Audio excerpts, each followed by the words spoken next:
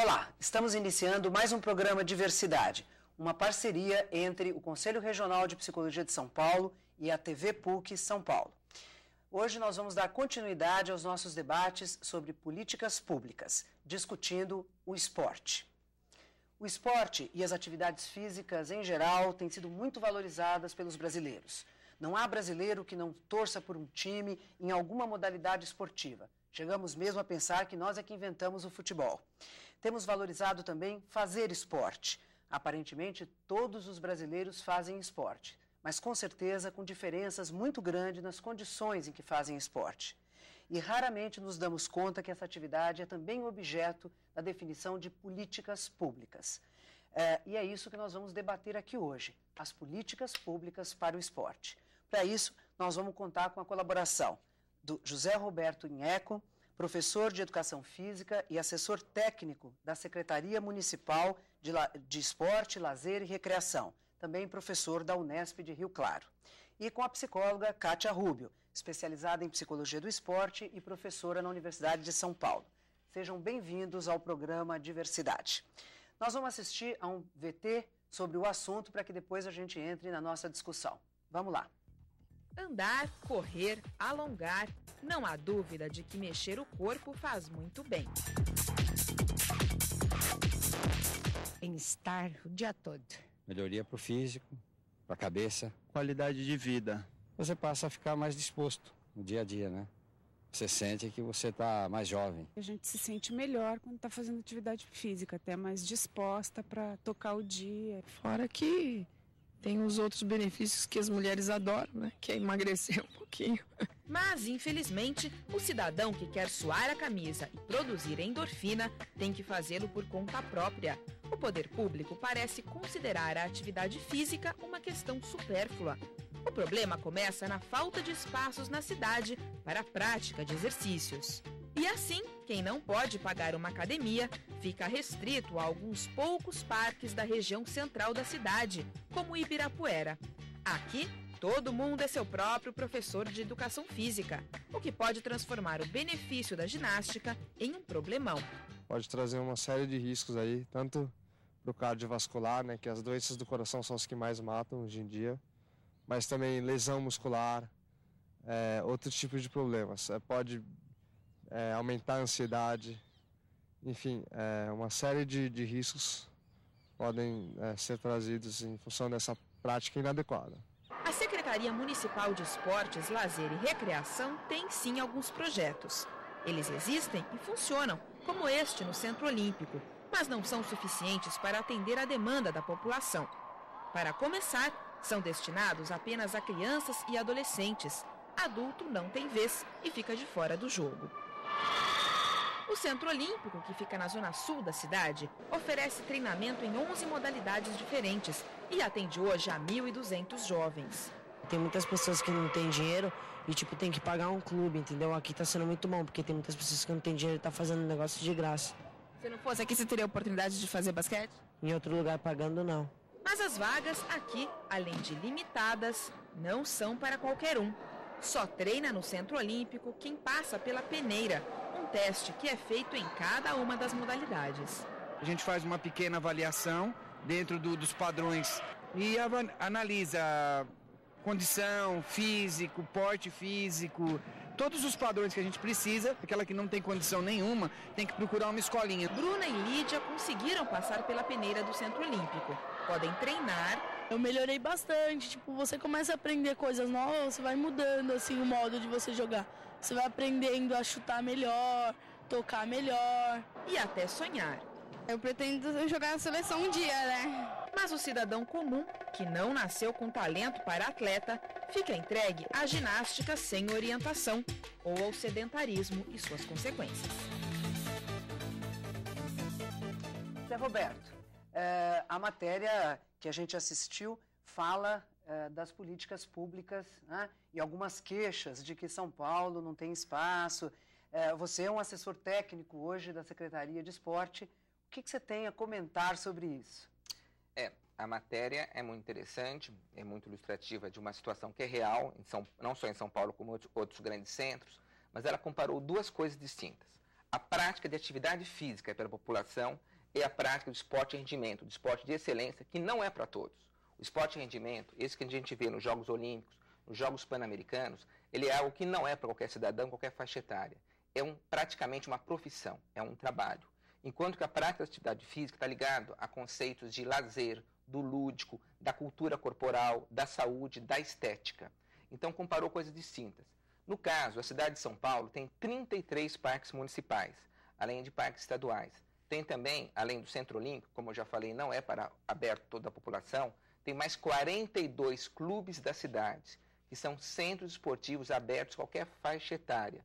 Tem ainda mais cerca de 150 CDMs, clubes esportivos municipais, onde uma sociedade de amigos de bairros que coordena o uso do espaço, mas o espaço é da prefeitura, com programas da prefeitura como Mais Esporte, que é um programa de complementarização do tempo escolar com atividades físicas e lúdicas. Nós temos ainda cerca de 150 campos de futebol de várzea. Para o esporte de rendimento, para o esporte de excelência, nós temos 4 equipamentos. Um deles foi citado, o Centro Olímpico. Nós temos o Autódromo de Interlagos, nós temos o Estádio Municipal de Beisebol Mieniche, nós temos o Estádio Municipal de Pacaembu. Então, são coisas distintas sendo comparadas.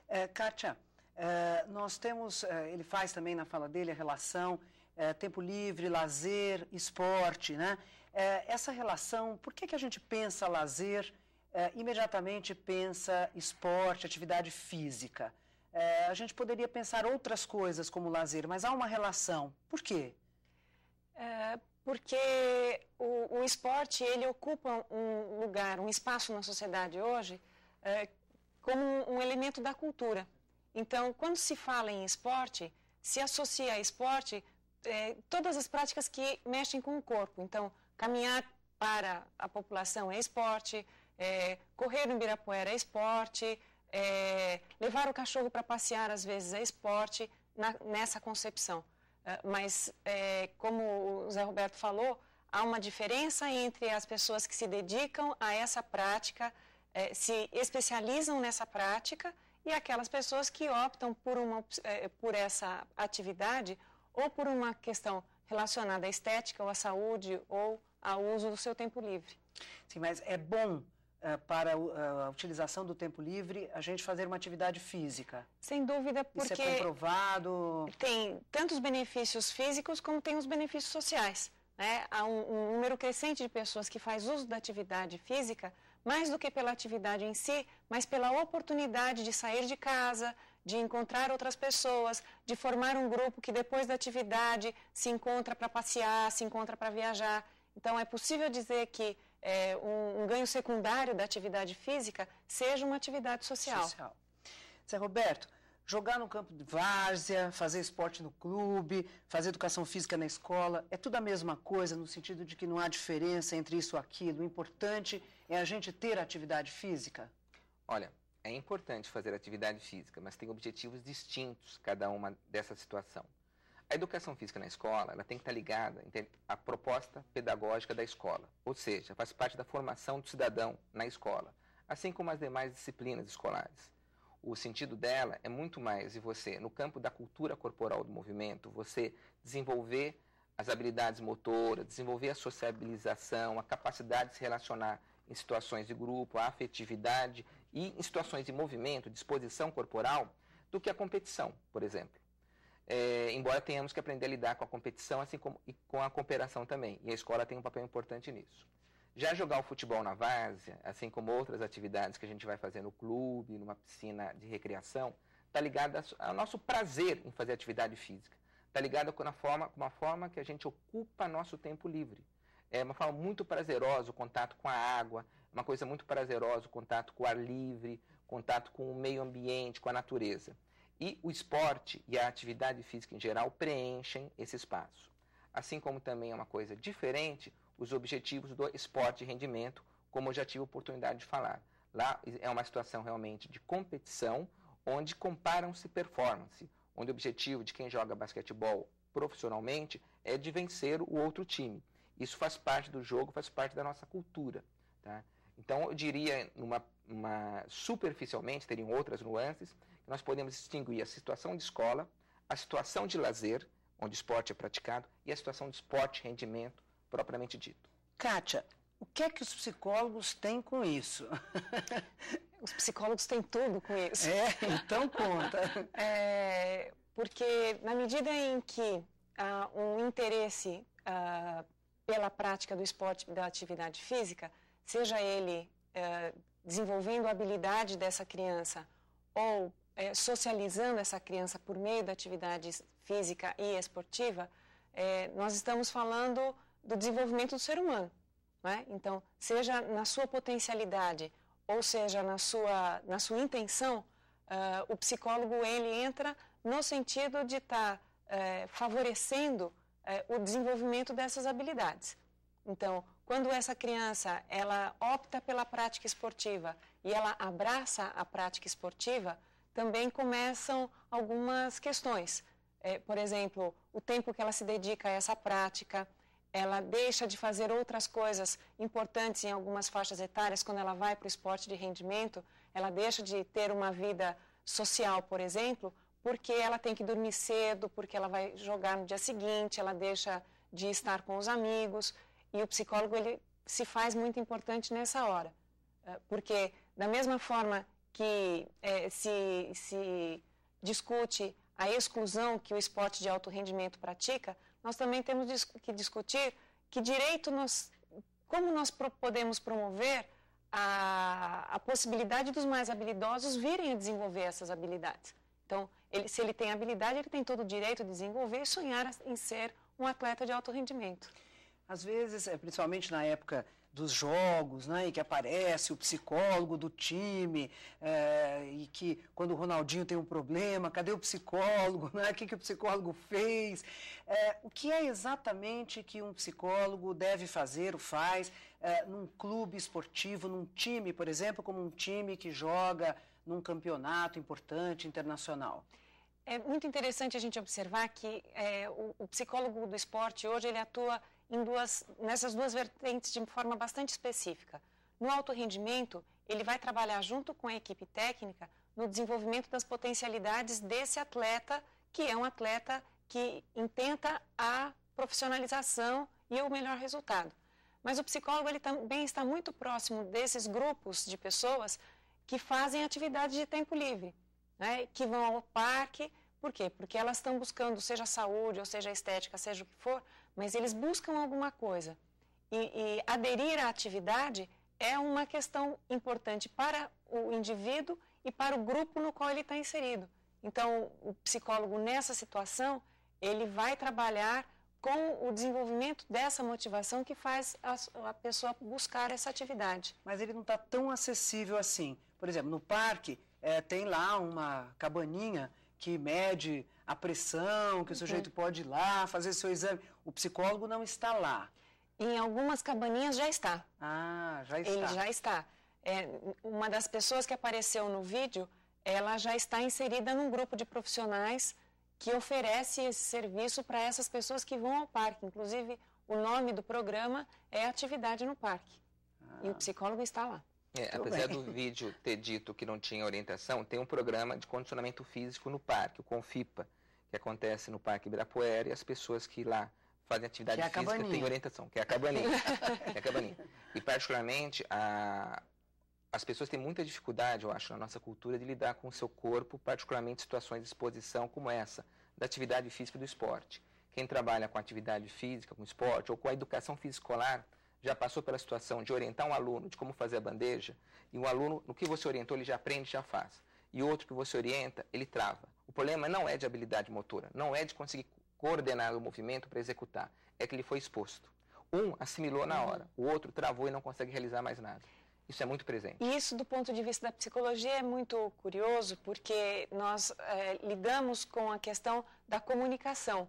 E muitas vezes o técnico e o professor desiste desse sujeito que não foi capaz de realizar o gesto. Exato. Né? Dizendo que esse sujeito, em tese, é burro. E não é que ele é burro, mas ele tem uma forma particular de se comunicar e de representar aquela comunicação que para alguns é muito fácil, a imagem ela se faz muito rápida e para outros não. Então, uns aprendem com modelo, outros aprendem pelo ouvir, outros precisam ver alguém fazer. Então, essa representação mental do gesto, ela pode ser fundamental no aprendizado do gesto. Quer dizer, vocês estão me dizendo que a atividade física é importante para todos, né? Que não deveria ser só para quem gosta. Porque tem alunos assim, por que eu tenho que fazer educação física? Não gosto de jogar, não gosto de futebol, não gosto de bola, não gosto de pular, não gosto de correr, por que eu tenho que fazer? Ela é importante, a gente deve fazer? A escola deve orientar o aluno para sempre fazer? Porque ele tem outros ganhos, é isso? Deve por motivos biológicos e me atrevo a dizer psicológicos. Deve porque você vai ter uma qualidade de vida, o teu corpo vai aprender a lidar com respostas de estresse de forma muito mais tranquila, tanto no ponto de estresse biológico, como nesse que nós chamamos de psicológico. Vai melhorar a sua autoimagem, vai melhorar a sua relação com o seu próprio corpo também. Se nós partimos do princípio de que o conceito de saúde é o bem-estar biopsicossocial, eu não tenho dúvida que a atividade física, pensando pelo lado psicológico, ela é fundamental, porque ela vai dar ao sujeito, ao indivíduo, a dimensão do seu ser. Quer dizer, ele é um ser que pensa, que sente, que age e que, portanto, ter a condição de praticar uma atividade, de se sentir competente na realização dessa atividade, e não precisa ser de um gesto de extrema elaboração, isso faz muito bem para ele, do ponto de vista do ser indivíduo. Então, tomando agora essa certeza de que é importante para todos a atividade física, quais são as dificuldades que a gente tem enfrentado para democratizar o acesso ao esporte ou atividade física? Bom, num grande centro urbano como São Paulo, o problema maior não está ligado especificamente à questão da atividade física do esporte, mas sim àquela dificuldade que todos nós enfrentamos em ocupar nosso tempo livre, não porque não tem opções, porque São Paulo não faltam opções, mas é a dificuldade, muitas vezes, de chegar fisicamente às opções. É a dificuldade de você, o trânsito que você pega depois do horário de trabalho para conseguir chegar. Você marca o futebol com seus amigos, mas você não tem esse acesso. Ou a academia, você tem que se deslocar. O problema maior não é no quantitativo de equipamentos esportivos. O problema maior, para todas as classes sociais, é um problema real de transporte. Isso existe. Existe também, diria, para uma população mais pobre, às vezes a falta do equipamento. Embora a gente não possa negar que existem ainda muitos campos de futebol de várzea. A cidade de São Paulo tem cerca de 250 campos de várzea ainda. Não é suficiente, mas a gente tem implantado políticas justamente nos distritos de maior exclusão social, como, por exemplo, agora os CELs, os Centros Educacionais Unificados. Cada um deles vai ter 3 piscinas. Então, 3 piscinas vezes 21 CELs são 66 novas piscinas que serão na cidade de São Paulo. Isso aberto à população também no final de semana. Então, nós estamos tendo o cuidado de ampliar justamente onde há maior carência de equipamentos sociais. E isso deverá garantir acesso.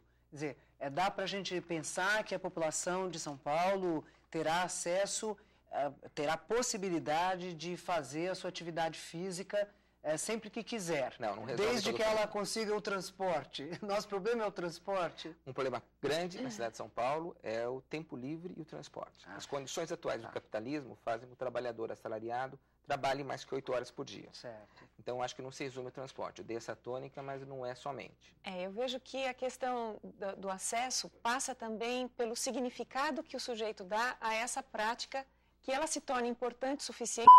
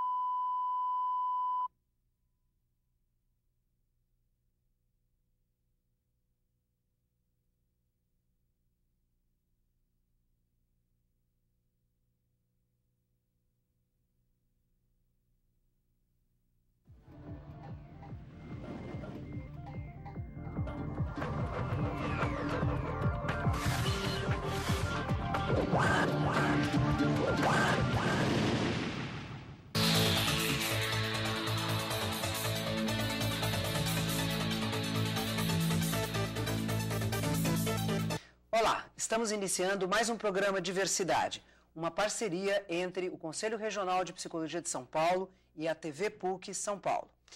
Hoje nós vamos dar continuidade aos nossos debates sobre políticas públicas, discutindo o esporte.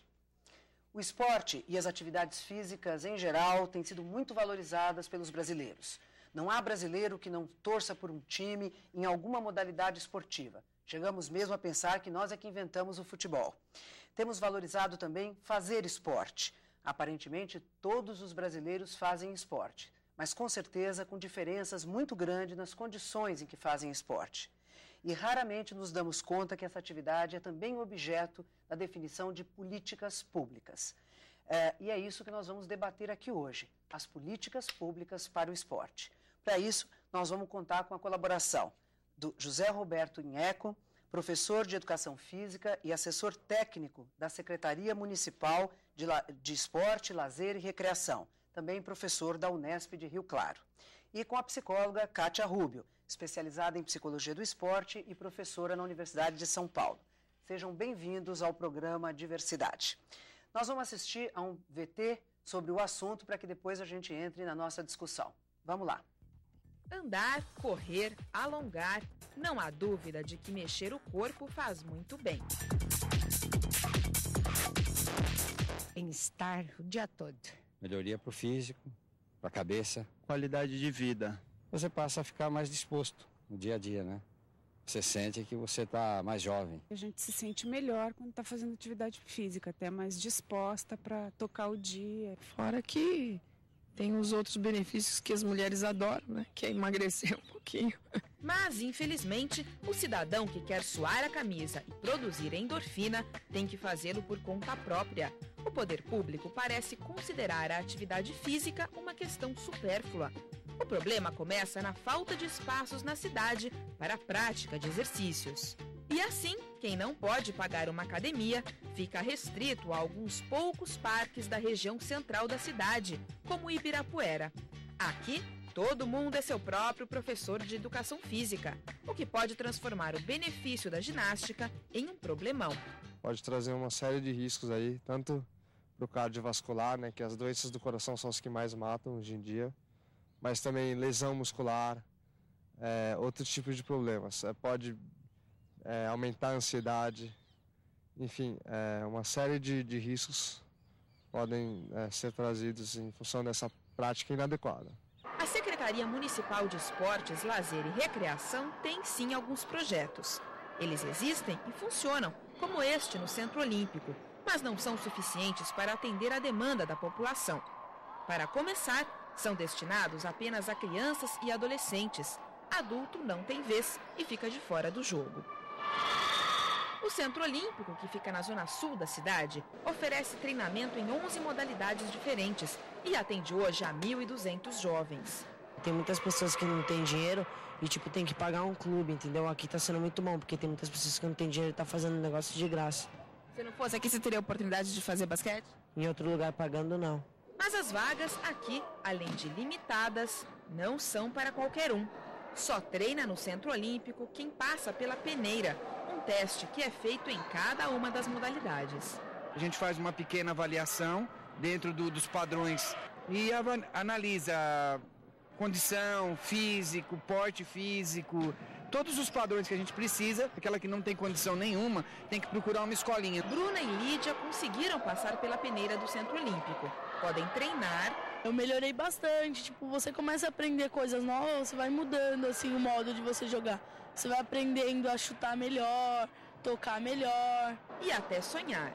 Eu pretendo jogar na seleção um dia, né? Mas o cidadão comum, que não nasceu com talento para atleta, fica entregue à ginástica sem orientação ou ao sedentarismo e suas consequências. Zé Roberto, a matéria que a gente assistiu fala das políticas públicas, né, e algumas queixas de que São Paulo não tem espaço. Você é um assessor técnico hoje da Secretaria de Esporte. O que você tem a comentar sobre isso? A matéria é muito interessante, é muito ilustrativa de uma situação que é real, não só em São Paulo como outros grandes centros, mas ela comparou duas coisas distintas. A prática de atividade física pela população é a prática do esporte de rendimento, do esporte de excelência, que não é para todos. O esporte de rendimento, esse que a gente vê nos Jogos Olímpicos, nos Jogos Pan-Americanos, ele é algo que não é para qualquer cidadão, qualquer faixa etária. É praticamente uma profissão, é um trabalho. Enquanto que a prática da atividade física está ligado a conceitos de lazer, do lúdico, da cultura corporal, da saúde, da estética. Então, comparou coisas distintas. No caso, a cidade de São Paulo tem 33 parques municipais, além de parques estaduais. Tem também, além do Centro Olímpico, como eu já falei, não é para aberto toda a população, tem mais 42 clubes da cidade, que são centros esportivos abertos a qualquer faixa etária. Tem ainda mais cerca de 150 CDMs, clubes esportivos municipais, onde uma sociedade de amigos de bairros que coordena o uso do espaço, mas o espaço é da prefeitura, com programas da prefeitura como Mais Esporte, que é um programa de complementarização do tempo escolar com atividades físicas e lúdicas. Nós temos ainda cerca de 150 campos de futebol de várzea. Para o esporte de rendimento, para o esporte de excelência, nós temos 4 equipamentos. Um deles foi citado, o Centro Olímpico. Nós temos o Autódromo de Interlagos, nós temos o Estádio Municipal de Beisebol Mieniche, nós temos o Estádio Municipal de Pacaembu. Então, são coisas distintas sendo comparadas. Kátia, nós temos, ele faz também na fala dele a relação tempo livre, lazer, esporte, né? Essa relação, por que a gente pensa lazer, imediatamente pensa esporte, atividade física? A gente poderia pensar outras coisas como lazer, mas há uma relação. Por quê? Porque o esporte, ele ocupa um lugar, um espaço na sociedade hoje como um elemento da cultura. Então, quando se fala em esporte, se associa a esporte todas as práticas que mexem com o corpo. Então, caminhar para a população é esporte, correr no Ibirapuera é esporte, levar o cachorro para passear às vezes é esporte, nessa concepção. Mas, como o Zé Roberto falou, há uma diferença entre as pessoas que se dedicam a essa prática, se especializam nessa prática, e aquelas pessoas que optam por essa atividade ou por uma questão relacionada à estética ou à saúde ou ao uso do seu tempo livre. Sim, mas é bom para a utilização do tempo livre a gente fazer uma atividade física? Sem dúvida, porque isso é comprovado. Tem tanto os benefícios físicos como tem os benefícios sociais, né? Há um número crescente de pessoas que faz uso da atividade física, mais do que pela atividade em si, mas pela oportunidade de sair de casa, de encontrar outras pessoas, de formar um grupo que depois da atividade se encontra para passear, se encontra para viajar. Então, é possível dizer que um ganho secundário da atividade física seja uma atividade social. Zé Roberto, jogar no campo de várzea, fazer esporte no clube, fazer educação física na escola, é tudo a mesma coisa no sentido de que não há diferença entre isso e aquilo. O importante é a gente ter atividade física? Olha, é importante fazer atividade física, mas tem objetivos distintos cada uma dessa situação. A educação física na escola, ela tem que estar ligada à proposta pedagógica da escola, ou seja, faz parte da formação do cidadão na escola, assim como as demais disciplinas escolares. O sentido dela é muito mais de você, no campo da cultura corporal do movimento, você desenvolver as habilidades motoras, desenvolver a sociabilização, a capacidade de se relacionar em situações de grupo, a afetividade e em situações de movimento, disposição corporal, do que a competição, por exemplo. Embora tenhamos que aprender a lidar com a competição, assim como e com a cooperação também. E a escola tem um papel importante nisso. Já jogar o futebol na várzea, assim como outras atividades que a gente vai fazer no clube, numa piscina de recreação, está ligado ao nosso prazer em fazer atividade física. Está ligado com uma forma que a gente ocupa nosso tempo livre. É uma forma muito prazerosa o contato com a água, uma coisa muito prazerosa o contato com o ar livre, contato com o meio ambiente, com a natureza. E o esporte e a atividade física em geral preenchem esse espaço. Assim como também é uma coisa diferente os objetivos do esporte de rendimento, como eu já tive a oportunidade de falar. Lá é uma situação realmente de competição, onde comparam-se performance, onde o objetivo de quem joga basquetebol profissionalmente é de vencer o outro time. Isso faz parte do jogo, faz parte da nossa cultura. Tá? Então, eu diria, superficialmente, teriam outras nuances, que nós podemos distinguir a situação de escola, a situação de lazer, onde o esporte é praticado, e a situação de esporte rendimento, propriamente dito. Kátia, O que é que os psicólogos têm com isso? Os psicólogos têm tudo com isso. Então conta. Porque na medida em que há um interesse pela prática do esporte, da atividade física, seja ele desenvolvendo a habilidade dessa criança ou socializando essa criança por meio da atividade física e esportiva, nós estamos falando do desenvolvimento do ser humano. Não é? Então, seja na sua potencialidade ou seja na sua intenção, o psicólogo ele entra no sentido de estar favorecendo o desenvolvimento dessas habilidades. Então, quando essa criança ela opta pela prática esportiva e ela abraça a prática esportiva, também começam algumas questões. Por exemplo, o tempo que ela se dedica a essa prática, ela deixa de fazer outras coisas importantes em algumas faixas etárias. Quando ela vai para o esporte de rendimento, ela deixa de ter uma vida social, por exemplo, porque ela tem que dormir cedo, porque ela vai jogar no dia seguinte, ela deixa de estar com os amigos. E o psicólogo ele se faz muito importante nessa hora. Porque da mesma forma que se discute a exclusão que o esporte de alto rendimento pratica, nós também temos que discutir como nós podemos promover a possibilidade dos mais habilidosos virem a desenvolver essas habilidades. Então, se ele tem habilidade, ele tem todo o direito de desenvolver e sonhar em ser um atleta de alto rendimento. Às vezes, principalmente na época dos jogos, né, e que aparece o psicólogo do time, e que quando o Ronaldinho tem um problema, cadê o psicólogo, né, o que o psicólogo fez? O que é exatamente que um psicólogo deve fazer ou faz num clube esportivo, num time, por exemplo, como um time que joga num campeonato importante, internacional? É muito interessante a gente observar que o psicólogo do esporte hoje ele atua nessas duas vertentes de forma bastante específica.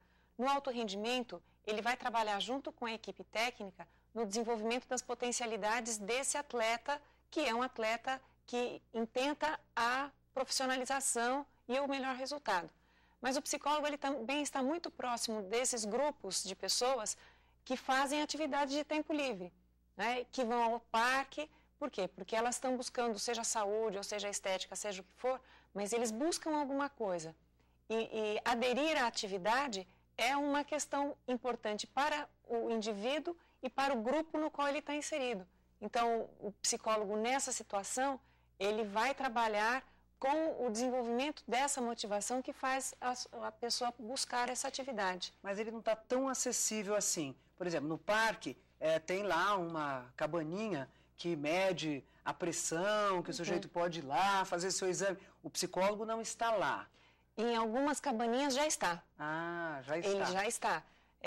Uma das pessoas que apareceu no vídeo, ela já está inserida num grupo de profissionais que oferece esse serviço para essas pessoas que vão ao parque. Inclusive, o nome do programa é Atividade no Parque. E o psicólogo está lá. Apesar do vídeo ter dito que não tinha orientação, tem um programa de condicionamento físico no parque, o Confipa, que acontece no Parque Ibirapuera, e as pessoas que lá fazem atividade física têm orientação, que é a cabaninha. E particularmente, as pessoas têm muita dificuldade, eu acho, na nossa cultura de lidar com o seu corpo, particularmente em situações de exposição como essa, da atividade física e do esporte. Quem trabalha com atividade física, com esporte, ou com a educação física escolar, já passou pela situação de orientar um aluno de como fazer a bandeja, e um aluno, no que você orientou, ele já aprende, já faz. E outro que você orienta, ele trava. O problema não é de habilidade motora, não é de conseguir coordenar o movimento para executar, é que ele foi exposto. Um assimilou na hora, o outro travou e não consegue realizar mais nada. Isso é muito presente. E isso, do ponto de vista da psicologia, é muito curioso, porque nós lidamos com a questão da comunicação. E muitas vezes o técnico e o professor desiste desse sujeito que não foi capaz de realizar o gesto. Exato. Né? Dizendo que esse sujeito, em tese, é burro.